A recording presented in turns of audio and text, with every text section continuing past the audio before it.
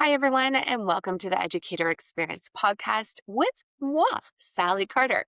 This is the space where we celebrate educator voices. We share their stories and their unique journeys and moments that have impacted them along the way.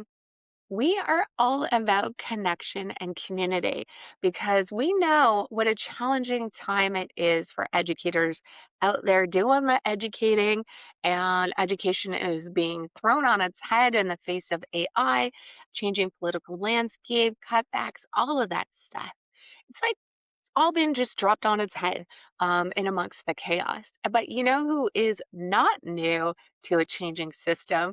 That's today's guest, and that's Bill Crouch. He was the former president of Georgetown College in Kentucky, United States, for 22 years. And he is currently the CEO of BrightDot, where he leads a team of expert fundraising advisors dedicated to helping nonprofits and higher ed leaders achieve sustainable success. So, in our conversation, he actually mentions how raising money is one of the most important jobs for a college president. And I did not know that. So, that was a pretty cool tidbit to learn. He's a published author and honorary fellow at Oxford University. And really, Bill's work is rooted in the belief that giving isn't an obligation, it's an opportunity to change lives. He has an upcoming book launch, I believe, on June 30th. For his latest book, Mattership, which we talk about some of the stories and lessons that are integrated throughout the book in this podcast, which is great. And something that I especially love about this conversation with Bill is that he talks about some of his failures as a higher ed president and some of the moments that really helped shape him as well. So he wasn't afraid to get a little dirty, tell us how he learned from his mistakes and some of the funny things that came along with it as well. But really, at the core of our conversation today is all about people. How we care and nurture for our team really is the single most important part of our jobs, other than raising money. And stay tuned in the upcoming weeks because we're actually going to be doing a special giveaway for his upcoming book, Mattership. So someone special can get it early and check it out. And I would also like to extend a huge thank you to Bright Dot as they're sending me a brand new hoodie to wear on the podcast. As some folks may know, I do wear different hoodies from different post-secondary organizations. I've got some for Thompson Rivers University, Northern Lights College, Okanagan College, like a whole bunch of places. This is for my business, the Educator Experience, this particular one.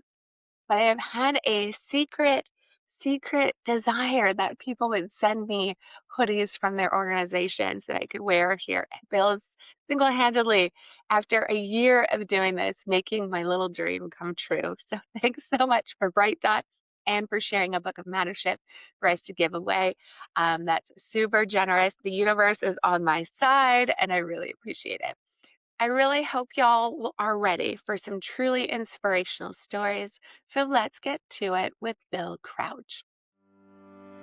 Being an educator is one heck of a lonely journey, but every step holds a story, an experience that shapes how we teach, learn, and grow. Welcome to the Educator Experience. I'm your host, Sally Carter, and together we'll explore the moments that define us as educators. Through authentic conversations and shared experiences, we're building a community that connects, reflects, and inspires, all while breaking down barriers in education, one story at a time. You are not alone. Let's grow together.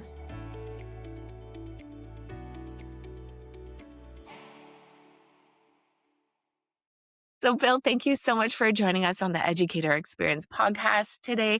I'm so excited to chat with you because I know you have a wealth of experience in a bunch of different areas that are relevant to educators. So, I'd love to just start by getting to know you a bit. What brought you here to this point in your journey? Well, it's been a very interesting journey that I've been on, and it's been one that where determination, resilience, hard work opened up a lot of opportunities for me. I'd love to share. I grew up early in Jackson, Mississippi, where my father was a Baptist preacher and very involved in the civil rights movement that was going on. Then we moved when I was 7 years old. We moved to North Carolina, where I spent my growing up years. Mm. Um, and I was an athlete, but I wasn't the best athlete, but as one of my coaches said along the way, he said, "If everybody would hustle as much as Crouch, we would never lose a game. It's just a shame he doesn't have much talent." Like, okay.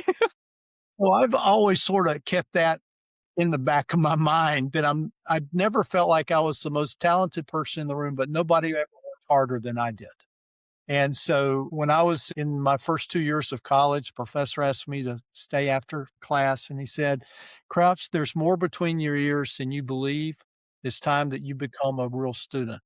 So I went from a C student over the next year or 2 to finishing Wake Forest University, going to graduate school, getting a doctor's degree, and then being asked to go on the faculty and work at a university.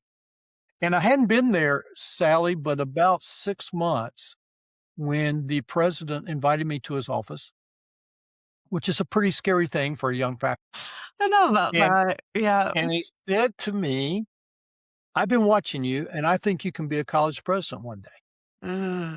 And he said, "So I want you to only teach one course, but I'm gonna put you in the development office because you gotta learn how to raise money." I went to the development office, but then he said, "I'm gonna train you." So he said, "For the next 2 years, every time I go on a fundraising trip, you're gonna be my chauffeur. And when we travel, you cannot talk, because I'm gonna be working." And this was before cell phones, right? So his secretary would give him a box full of magazines and papers and stuff like that that he'd put on his lap in the passenger side of the car, and we would go, and he would sometimes read an article to me or tell me about a letter he Wow. just received. And then when we got to the location, I got to go with him in to meet with the donor and watching him real pro.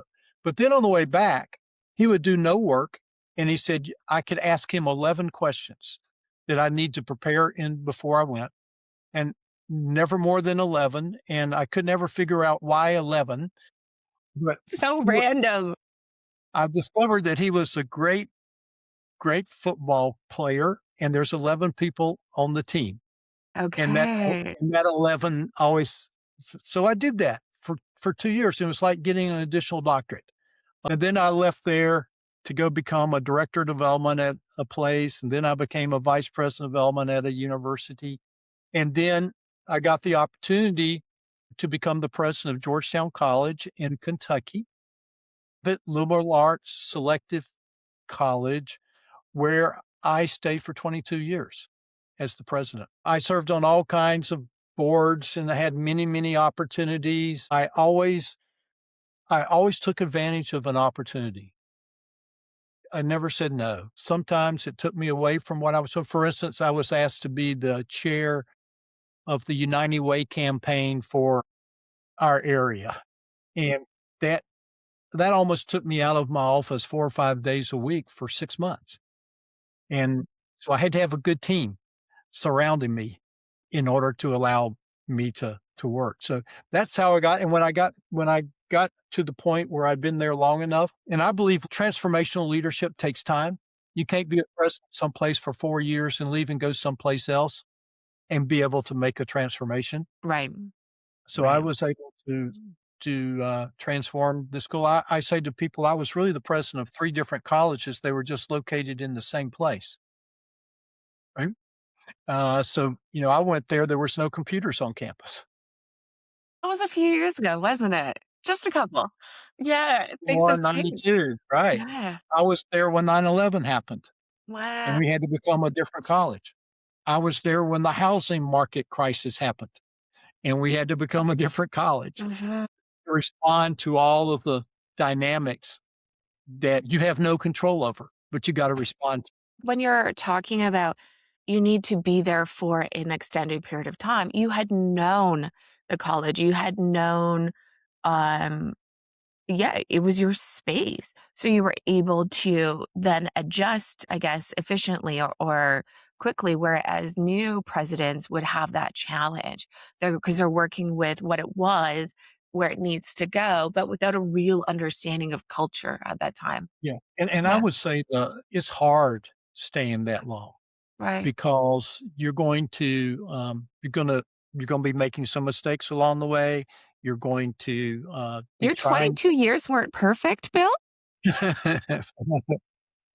Far from it, and I got a lot of stories, oh, I'll tell you this one, this is really, really funny. I decided when the first week or 2 I was there that I wanted to do something for the senior tenured faculty members, Okay. those those that had been there for 25 years or longer. I wanted to say, as a new young college president, I wanna recognize you. So I decided, on a college campus, one of the most precious things you've got is a parking place. It is so true. I have learned this. I have learned this. Yeah. Yeah. So I decided to have reserved parking places for our tenured faculty who had been there for 25 years. Okay. Where that would be their honor. They knew every day when they came, they had a parking place with their name on it. Well, the rest of the faculty revolted. And they said, "How dare you do that? It's important for all of us to be able to have, you know, parking places and stuff like that." And so I took them down. I didn't follow through. I learned a lesson that the college president can never keep faculty happy, right? There's You've always got to something. Like, there's just got to always build. something I can only imagine, right? You can Sure. do no right. Yeah. Occasionally, Y- you might hit a win, but there's Yeah, always something happening in the background, right? yeah. I'm watching today what's happening at Cornell University, Mm, where the president is in trouble for backing his car up when there was a student standing behind him protesting something that the president wanted to do. So, yeah, there's always something right. that you've got to do. Right. You've got to have strong, trusted relationships. You got to have a great board. It's a 7-day, 24-hour a day job. This as well. So you hit the ground running in your first few weeks, made an impact as soon as you got there, got people all riled up. You're like, "I'm here, let's do this." So, this is so interesting. So what are some moments that stand out for you in your career then, or the most impactful for you? You know, I so my school was chartered in 1829, but education began there in 1787.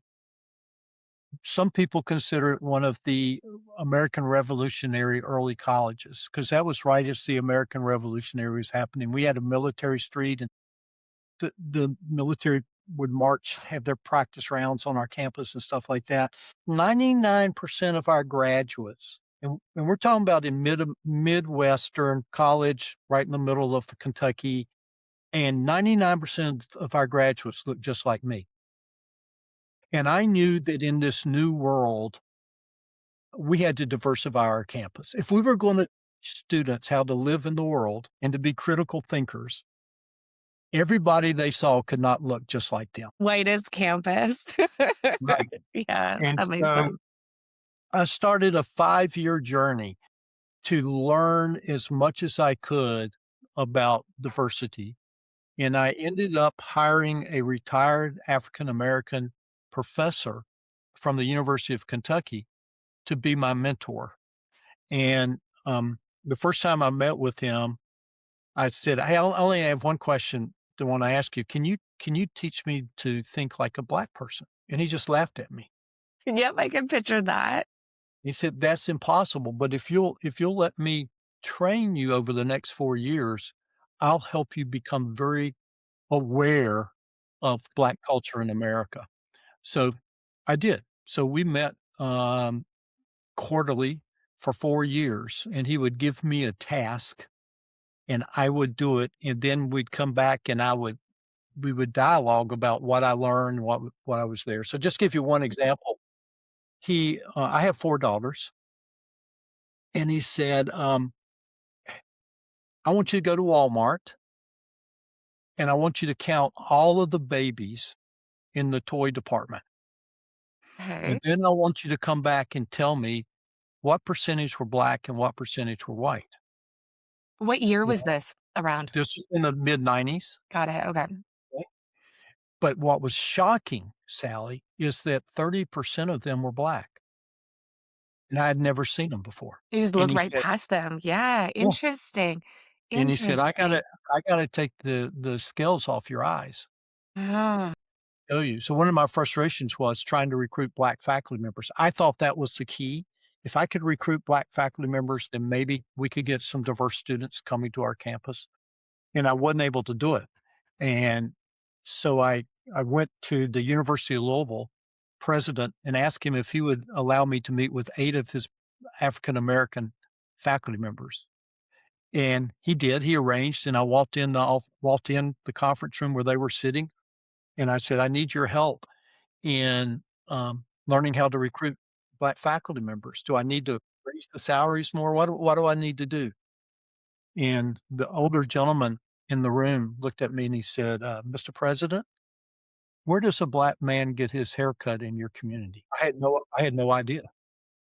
And then he said, "How many kinds of greens does your local grocery store have for sale?"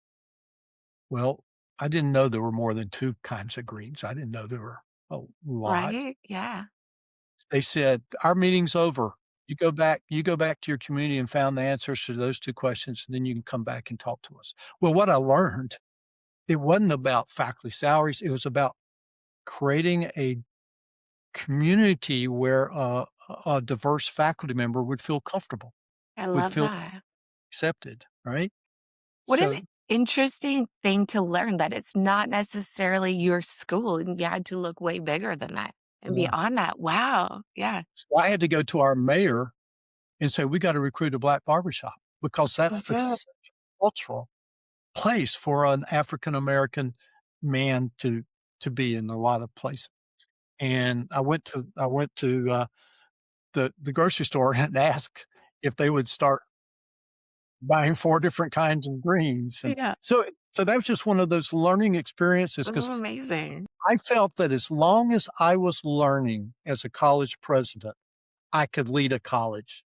Hmm. But the moment that I felt like I knew it all, and I promise you, I was always challenged, uh, to learn and to grow, and that was before, computers came in, that helped, but that was before a lot of the tools that we have today. It was all about building relationships. This is amazing. So going back to your fundraising and how you actually learned to be a college president from your mentor, what role does fundraising actually play in being a president? Because I was shocked to learn this. Does every president have a role specifically in fundraising, or how does that work? Yes. So I would say 80% of the awake moments of a college president, they're thinking about producing revenue, right? And and it's different from a public university to a private in university. So at a public university, that means working with the governor, working with the legislators, working with the people who control the money, but also having to find the high wealth individuals who would make a gift. At a private college where I was, we got no governmental money other than the Pell Grants. And so everything we did had to be fundraising. All right. Interesting. Okay.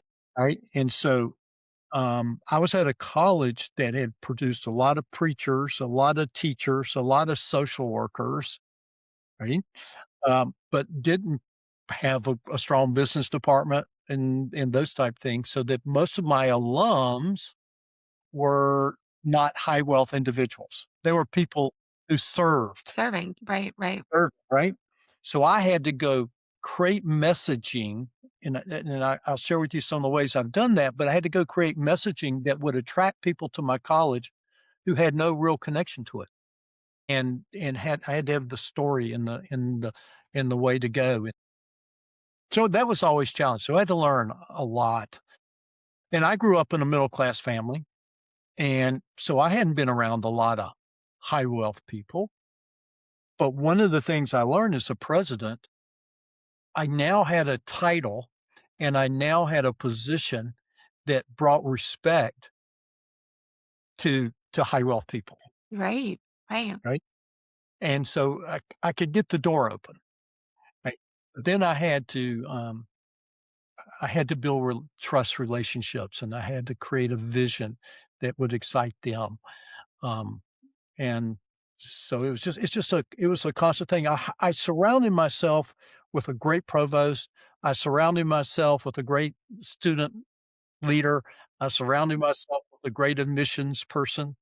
Um, and my main role, was raising money. Interesting. I feel like your beginning of your story of you being the chauffeur for a president is like a mob story, like just just a sweet kid off the street, just being asked to chauffeur and all these things happening. You have a few questions only. Crouch. So I started a It chauffeur sounds like a program. movie. As the president, I started a chauffeur program, and That's for my awesome. first 10 years, every time I left campus, a different student drove me, and Wow. it was amazing, and I used the same rules. You can't talk to me where we're going, but on the way back, I'll just do that. And it was really interesting. I had some students who got us lost. I had 3 students who got speeding tickets while they were driving the Oh, president in the president's car. Uh, Never had a wreck, thank goodness, yeah. and eventually, our attorneys made me stop. They said it was too risky, but it That's was unfortunate because it sounds what an incredible opportunity for people to learn and be mentored. And yeah, what a great yeah, space. and I let them go in the meetings with me wherever I Yeah, went so that they could see they what learn. this was like, and they had to dress up, they had to do they had certain things they had to do in order to have this opportunity. Their parents were scared to death at it at the beginning, but when their child got back and called them and said, "Hey, I got back safely, the president's okay, and let me tell you what I learned," Yeah, it was really, really special. that's amazing. So going back to you mentioned you had really essentially you led three different colleges through major change. How did you motivate your staff during such turmoil? That's a real challenge, and by the way, I've just finished writing a new book that comes out soon. I'm not promoting my book, but it's called Mattership. It's a word that I believe that the number most important thing for a leader to do is to make sure that every single person working for them knows that they matter. They're important as a human being. There's something that's really special there. So one of the things that I always try to share with our people I work with now is ask the people that report to you to share their bucket list with you and pick out one of those items and say to them, "I'm gonna help you get this done." I remember, once one of the people told me that they wanted to bicycle around Europe, and it was gonna take 2 months to do that, and this is one of a top executives, one of the top leaders, and I said, "Alright, we're gonna help you. Let's plan it out, a year or 2 years down the road. Do you need help with your equipment? Is that something that we can help make sure you have the right equipment? You're gonna need training, so let's make sure we build in some time for you to go train, and then go do it." And I had that person motivated and engaged with the school for a long time. If you just say to people, you really matter." Hey, Sally, one of the interesting things, we were doing some work a couple of years ago with a major university, and we were training their fundraiser staffs. And I wanted to interview all the fundraisers, and there were like 70 of them. And I did personal interviews with all, and I went in to see a woman who was in charge of research on individuals. I asked her how long she had been there, and she said 16 years.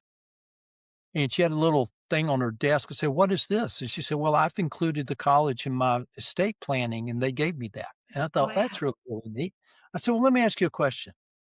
When was the last time a major gift officer who got a large gift because of your research, when's the last time they ever came into your office to say thank you?" And she started crying. She said, "I've been here 16 years and nobody's walked in that office ever to say thank you." Oh, Well, sad, yes. right? Yeah. And so that's where to me, what mattering is, it's just saying to people, "You matter. I hear you. I want I want you to believe in who you are." I believe that that's the number one reason people leave jobs. Sometimes they leave because they just don't like it. Sometimes they leave because their supervisor doesn't like them. Sometimes they leave because they want a raise. In the nonprofit, in the education world, oftentimes you have to go somewhere else. Mhm. Raise, right? Um, but I think the reason they stay is that they feel like they matter, and that's more important than the money and some other things. So I agree. I I spend a lot of time on that. That's really so what else is in your book then? What other tidbits can you give us?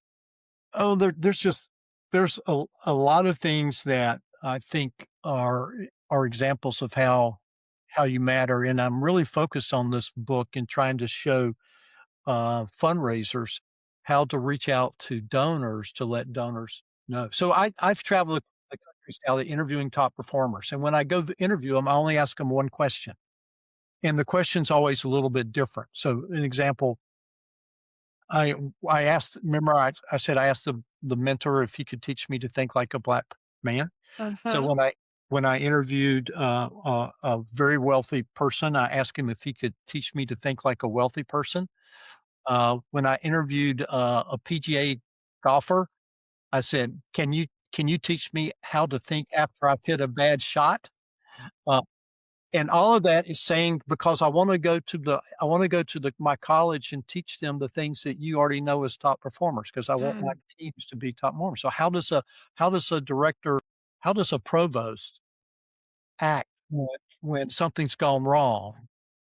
How do they overcome that and focus on what needs to be next? So I went and, asked this gentleman who owned a lot of funeral homes, "Is there one thing you learned owning a funeral home that you can teach me that will help me be a better leader of the people that I lead?"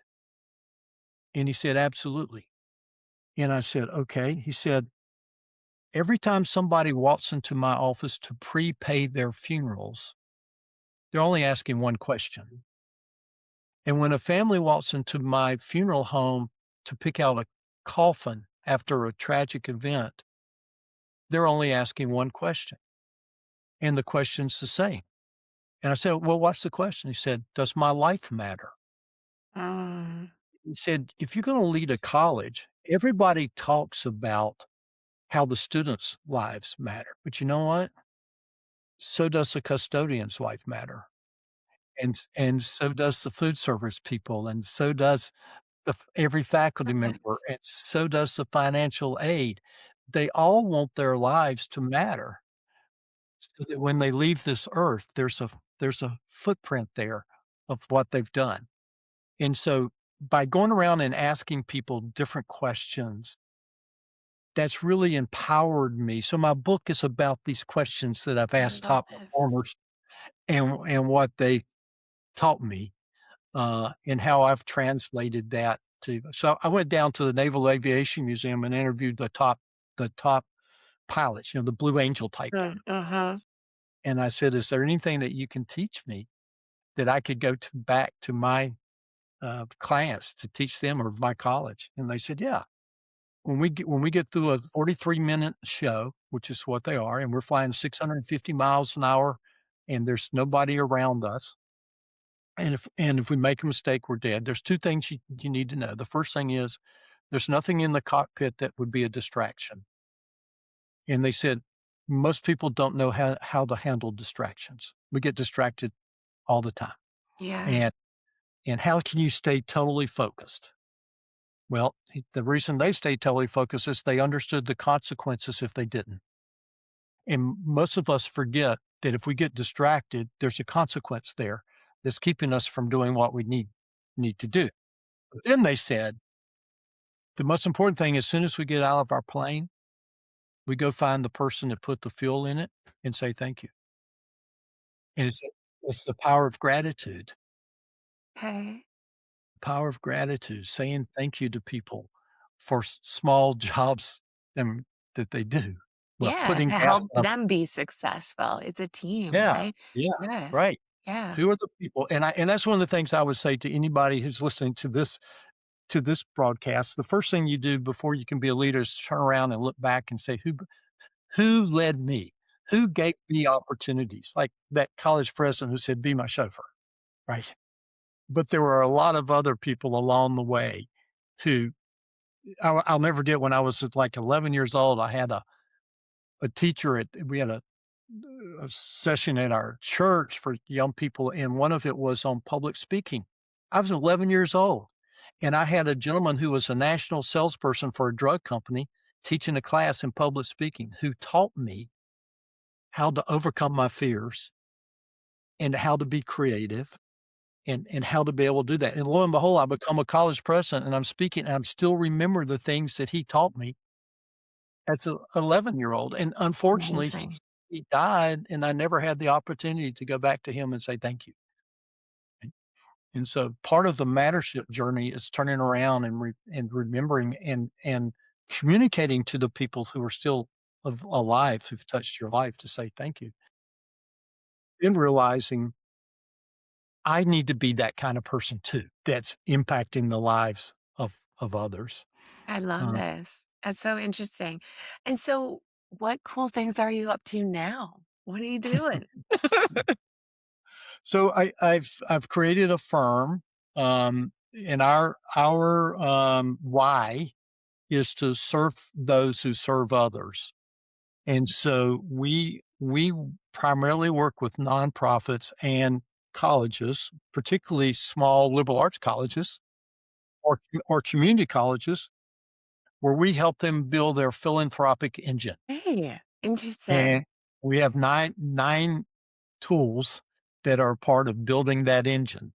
And so we go in and typically work with a client for about 18 months, rolling up our sleeves, working with them. And I have a very talented group of people on my team that have expertise in a lot of different areas. And depending on what our client needs, and we bring in a person to do that. So, for instance, in the planned giving area, which is an important part of any fundraising, we have a woman who worked at St. Jude's Hospital in their planned department, which is one of the best in the world in terms of fundraising. We had so we've had people who've been very successful who are part of my team.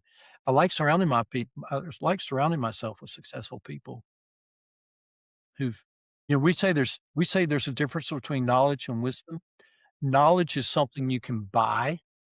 You buy a college education. Wisdom is something you earn. So I never forget when I first became a college president, I went to visit with the president of a very large, well known, nationally known university.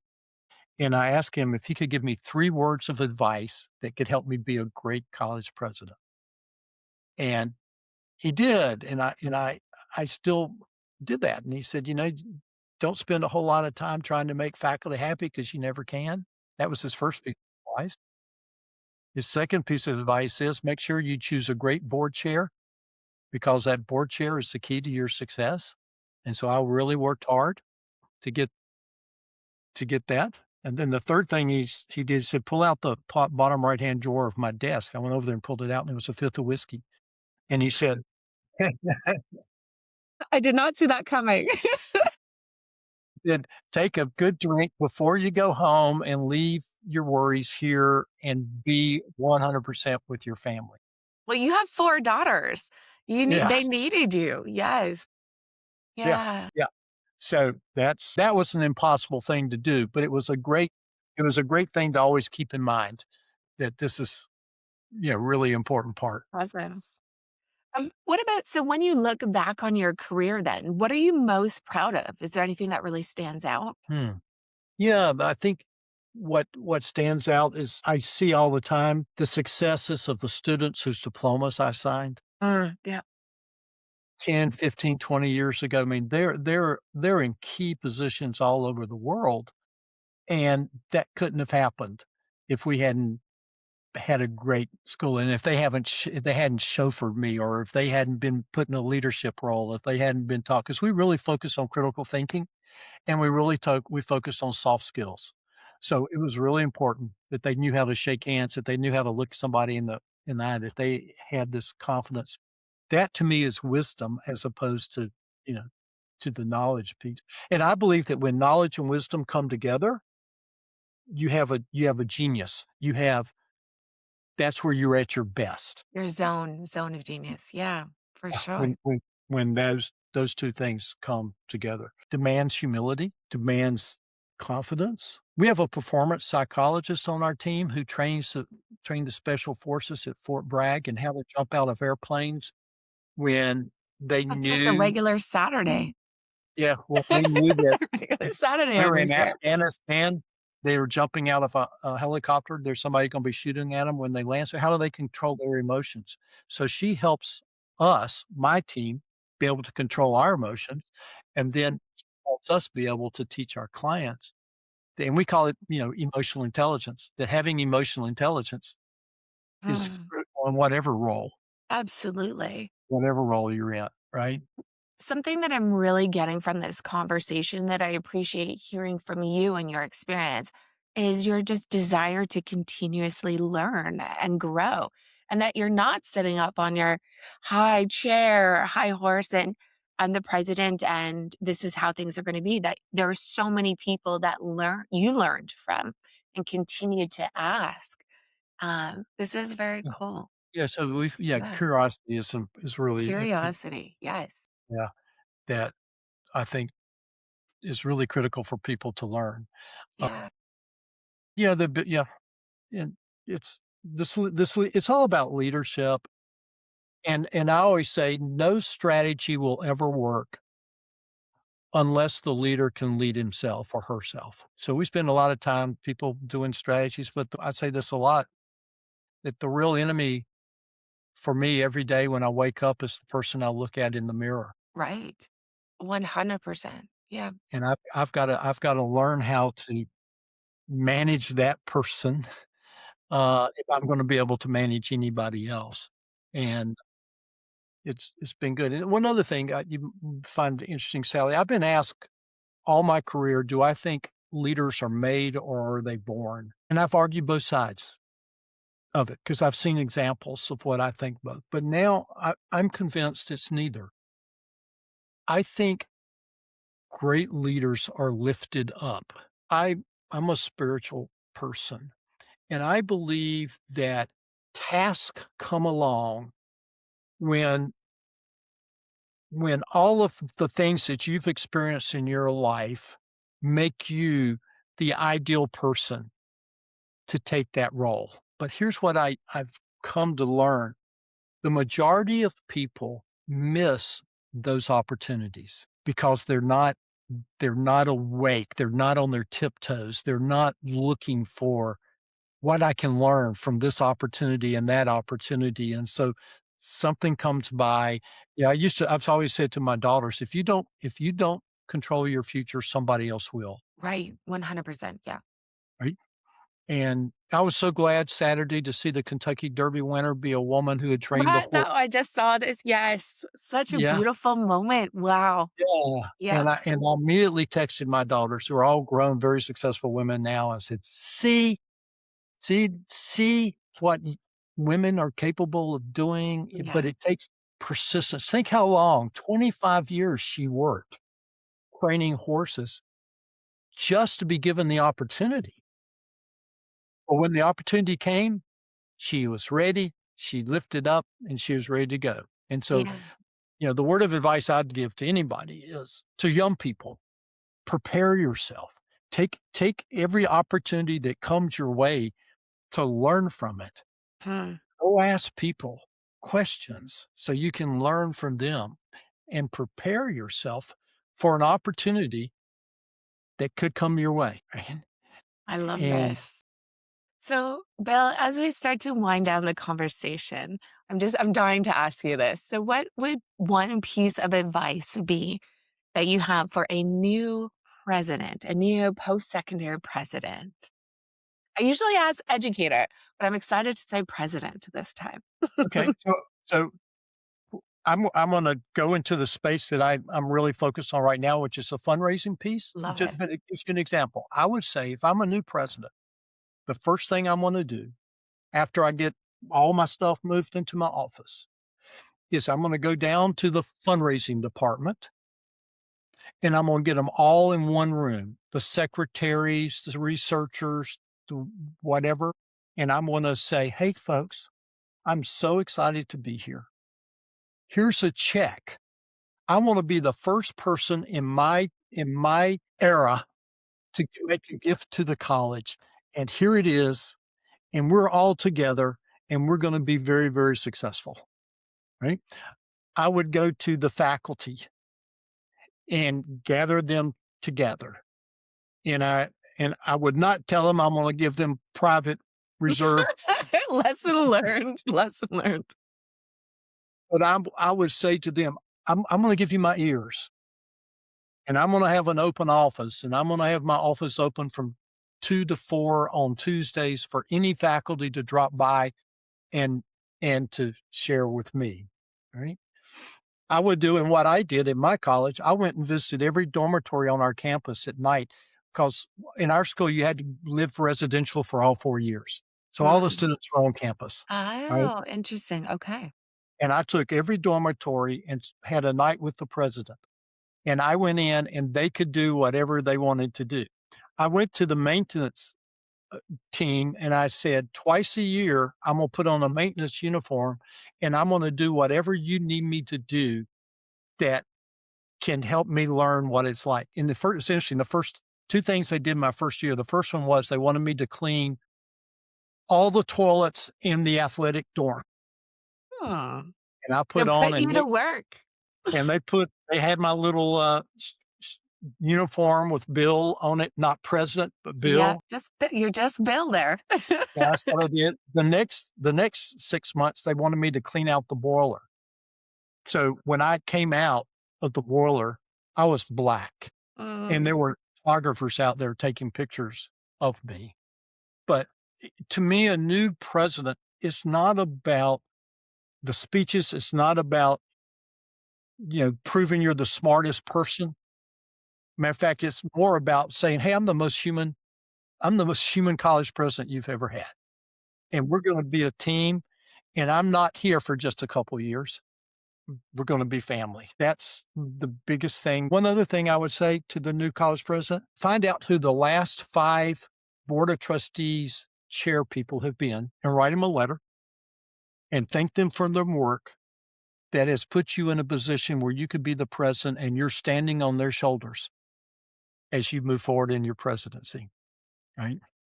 So just little things like that. And you know what that says, Sally?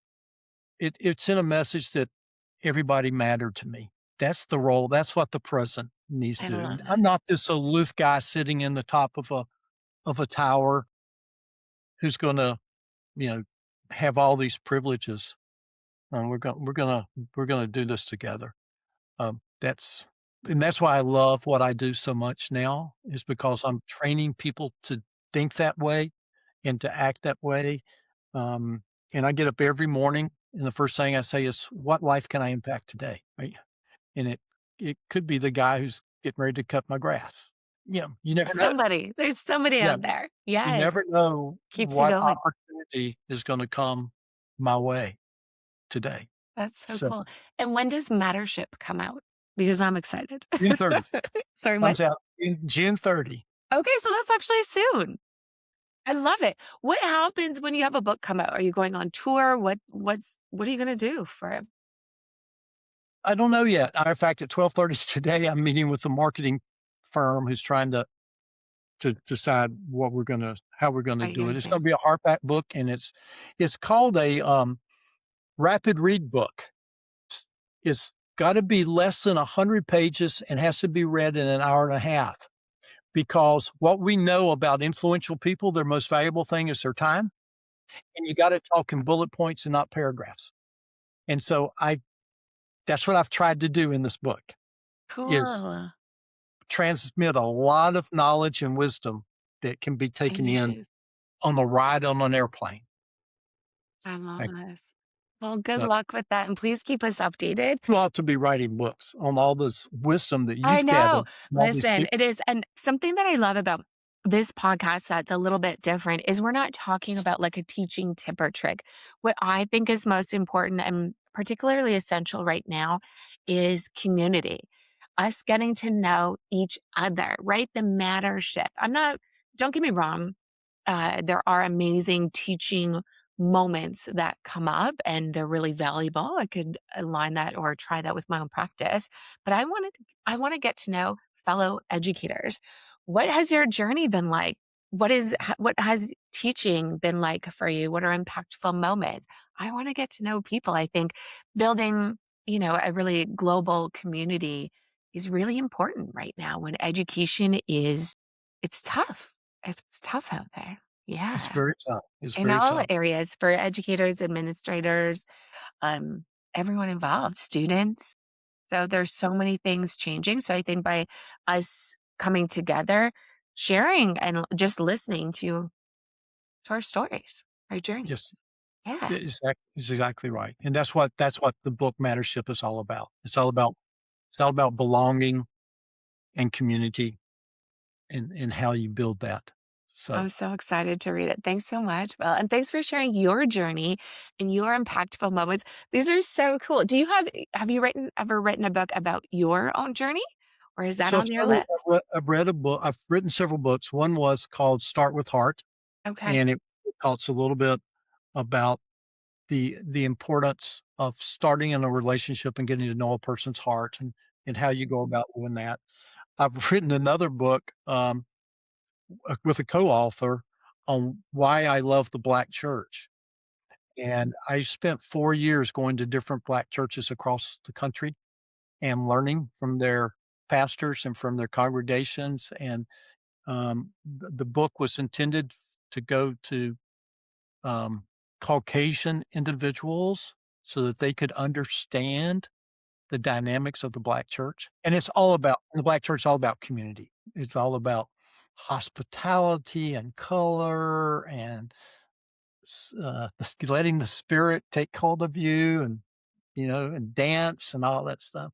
So, anyway, I enjoy writing about my experiences. I haven't written a memoir, but I write about things that I've learned, and, the memoir would be pretty boring, I'm afraid. Don't think so. I have to respectfully disagree. These are some fabulous stories that you've had along your experience along your journey. And Bill, thank you again for sharing with us, sharing with our listeners at the Educator Experience. It's been Well, you're such a such a pleasure delight having you you're on. such a delight to talk to. I really appreciate it. We need to do this again sometime, I think. Well, right after the book comes out, I'll send you a copy, and then we can Let's maybe do it. talk Let's about it do it. deeper. I love it. Thank you so much, Phil. You're Appreciate your welcome. time. Thank you for joining us on today's episode of the Educator Experience. We hope you're walking away feeling connected, inspired, and just a little bit more supported on your journey. Ready to go a little bit deeper? Join the Educator Experience's community and check out our courses and workshops specifically designed to support new educators as they navigate the ups, downs, and everything in between. You'll find it all at educatorexperiences.com. If today's conversation resonated with you, share it with a fellow educator and don't forget to subscribe so you never miss an episode. Together, we're building a vibrant community rooted in support and connection. See y'all next Monday.